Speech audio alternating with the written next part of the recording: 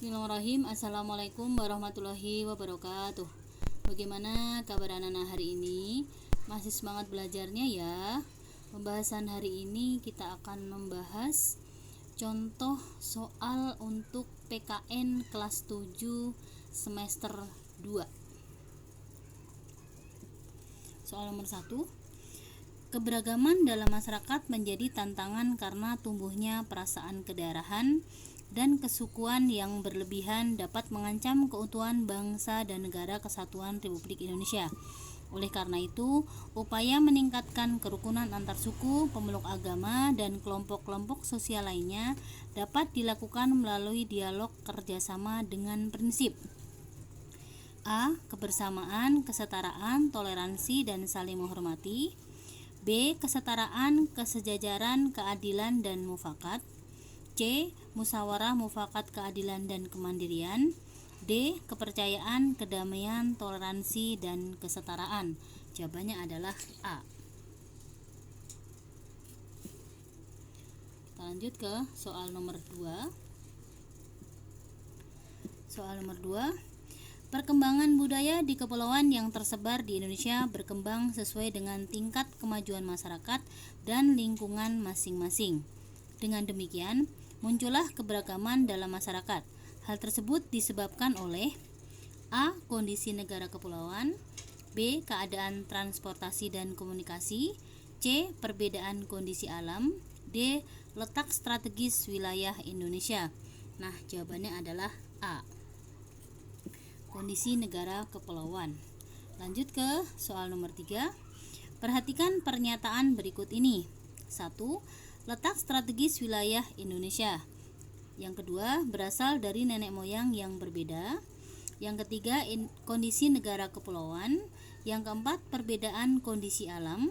Yang kelima, perbedaan pendapatan dan mata pencaharian. Yang keenam, keadaan transportasi dan komunikasi. Faktor yang menyebabkan keanekaragaman bangsa Indonesia ditunjukkan dari pernyataan nomor. Jawabannya adalah 1, 3, 4.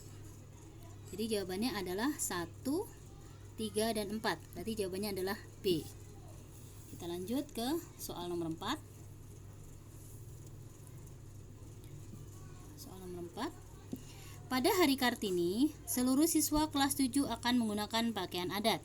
Putri akan menggunakan pakaian adat tradisional dari Betawi yang khas dengan kebaya dan selendang kepala. Berbeda dengan Putri, Husna menggunakan pakaian adat dari Makassar, yaitu baju bodo lengkap dengan perhiasannya. Pakaian adat yang dipakai siswa kelas 7 merupakan bagian A. Ras, B. Agama, C. Suku bangsa, D. Multikulturalisme. Jawaban nomor 4 jawabannya adalah C. Suku bangsa. Nomor 5, rumah gadang. Gambar rumah adat di atas berasal dari provinsi A. Aceh, B. Sumatera Utara, C. Kalimantan Barat, D. Sumatera Barat. Jawabannya adalah D. Sumatera Barat. Kita lanjut ke nomor 6. Perhatikan pernyataan berikut. 1. Agama Hindu dan Buddha dibawa oleh bangsa India. 2. Agama Islam dibawa oleh pedagang Gujarat. Ketiga, agama Hindu dan Buddha dibawa oleh bangsa Eropa. Yang keempat, agama Islam dibawa oleh pedagang Malaysia. Yang kelima, agama Konghucu dibawa oleh pedagang dari Cina. Pernyataan yang benar terhadap proses terjadinya keberagaman agama di Indonesia ditunjukkan oleh nomor A. 1 dan 2, 1, 2, 4, B. 1, 2, 5, C. 1, 3, dan 4, D. 1, 3, dan 5. Jawabannya adalah B. 1, 2, dan 5. Jawabannya adalah B. 1, 2, dan 5. Sekarang kita lanjut ke nomor 7. Dia memiliki kulit sawo matang. tubuh tinggi, mata besar, dan berwarna coklat muda. Sedangkan Ayu memiliki kulit kuning langsat, rambut lurus, mata sipit, dan berwarna coklat tua. Perbedaan ciri-ciri fisik tersebut disebut A. Ras, B. Budaya, C. Golongan, D. Suku bangsa. Nomor 7 jawabannya adalah ras. A. Kita lanjut ke nomor 8. Bagi bangsa Indonesia, keberagaman suku, bangsa, budaya, agama, ras, dan antar golongan apabila dikelola dengan baik merupakan A. Mendorong percepatan pembangunan daerah, B. Sumber pendapatan di daerah-daerah, C. Kekayaan bangsa yang sangat berharga, D. Modal pokok dalam pembangunan nasional. Jawaban nomor 8 adalah C. Kita lanjut ke nomor 9. Bangsa kita adalah bangsa yang majemuk, artinya bahwa bangsa kita terdiri dari berbagai macam suku, agama, ras, dan antar golongan. Keberagaman ini memiliki dampak negatif dan dampak positif.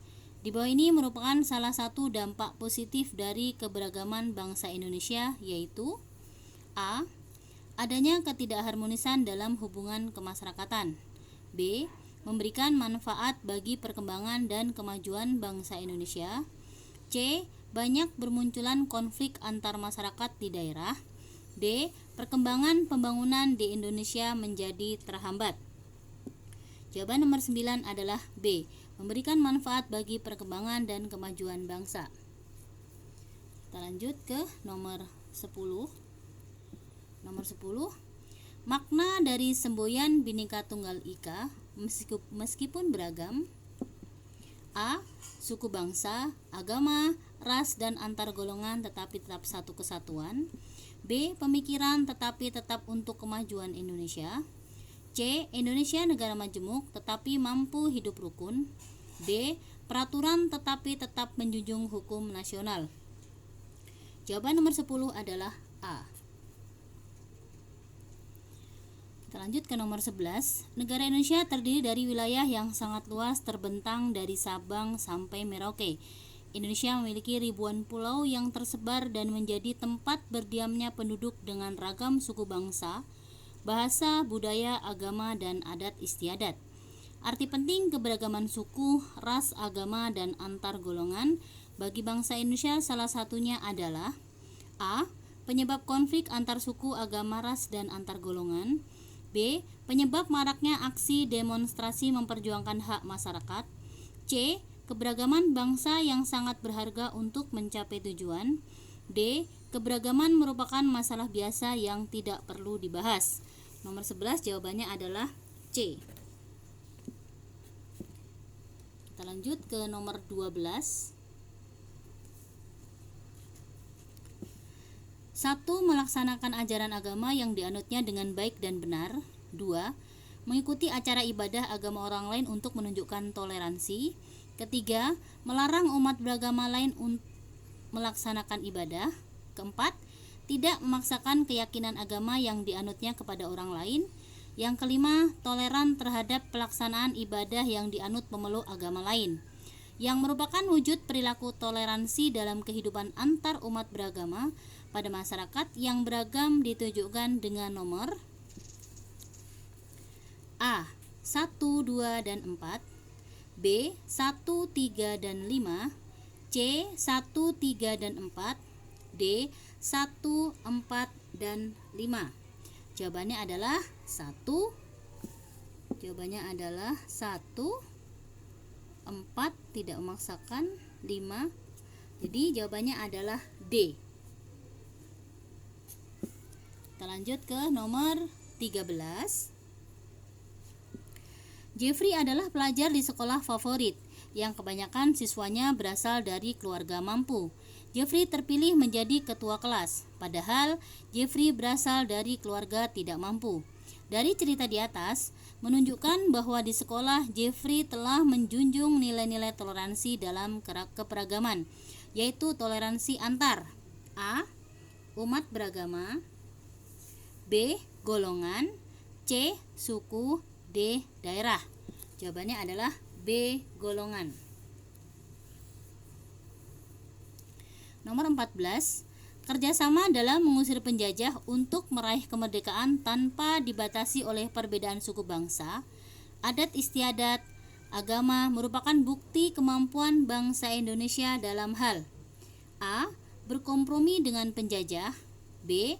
Berdialog dengan penjajah, C. Mempersatukan perbedaan yang ada, D. Membentuk organisasi politik.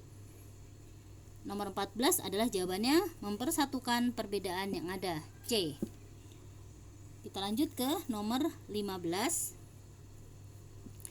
Bentuk kerjasama atau gotong royong dalam kehidupan bermasyarakat, berbangsa, dan bernegara dapat tampak dalam kehidupan A. Sosial politik, ekonomi, pertahanan dan keamanan, dan kehidupan umat beragama, B. Sosial politik, ekonomi, pertahanan dan keamanan, dan sistem peradilan, C. Hukum, ekonomi, keamanan, dan pertahanan, dan kehidupan umat beragama, D. Perdagangan, keamanan, dan pertahanan, hukum, dan kehidupan umat beragama. Jawaban nomor 15 adalah sosial politik, ekonomi, pertahanan, dan keamanan, dan kehidupan umat beragama. Jawaban nomor 15 adalah A. Kita lanjut ke soal nomor 16.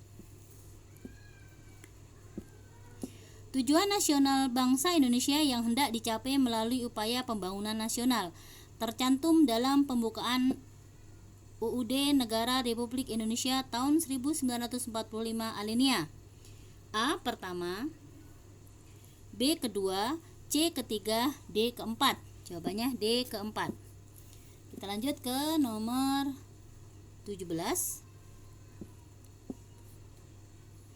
Gotong royong adalah kerjasama yang dilakukan sejumlah warga masyarakat untuk menyelesaikan tugas atau pekerjaan. Sikap gotong royong adalah bekerja sama-sama dalam menyelesaikan pekerjaan dan menikmati hasil pekerjaan tersebut secara adil. Kelebihan gotong royong dibandingkan bentuk kerjasama yang lainnya adalah A. Dilakukan tanpa pamrih, B. Dilakukan secara bersama, C. Dilakukan dengan berbagai kegiatan, D. Hasil yang didapatkan menguntungkan semua pihak. Jawabannya adalah dilakukan tanpa pamrih. Kita lanjut ke nomor 18. Di sebuah kampung ada kegiatan yang rutin dilakukan setiap hari Minggu. Kegiatan ini dilakukan secara bersama-sama untuk membersihkan lingkungan sekitar rumah warga, jalan-jalan sepanjang kampung, dan lapangan yang ada di kampung tersebut. Hal ini menunjukkan bentuk gotong royong, yaitu A. Tolong-menolong, B. Gugur gunung, C. Kerja sosial, D. Kerja bakti. Jawabannya adalah D. Kerja bakti. Kita lanjut ke nomor 19.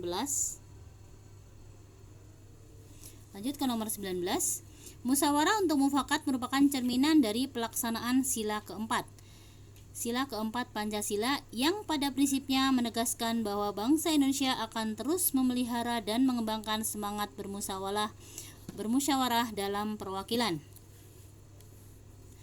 Gambar tersebut di atas merupakan bentuk kerjasama dalam kehidupan. A. Keamanan dan pertahanan, B. Sosial politik, C. Ekonomi, D. Umat beragama. Jawaban untuk nomor 19 adalah B. Sosial politik. Kita lanjut ke nomor 20. Dalam pasal 33 ayat 1 Undang-Undang Dasar Negara Republik Indonesia tahun 1945 menyatakan, perekonomian disusun sebagai usaha bersama berdasarkan asas kekeluargaan. Hal ini berarti dalam kegiatan usaha ekonomi digunakan prinsip kerjasama, saling membantu dalam suasana demokrasi ekonomi untuk mencapai kesejahteraan bersama secara adil.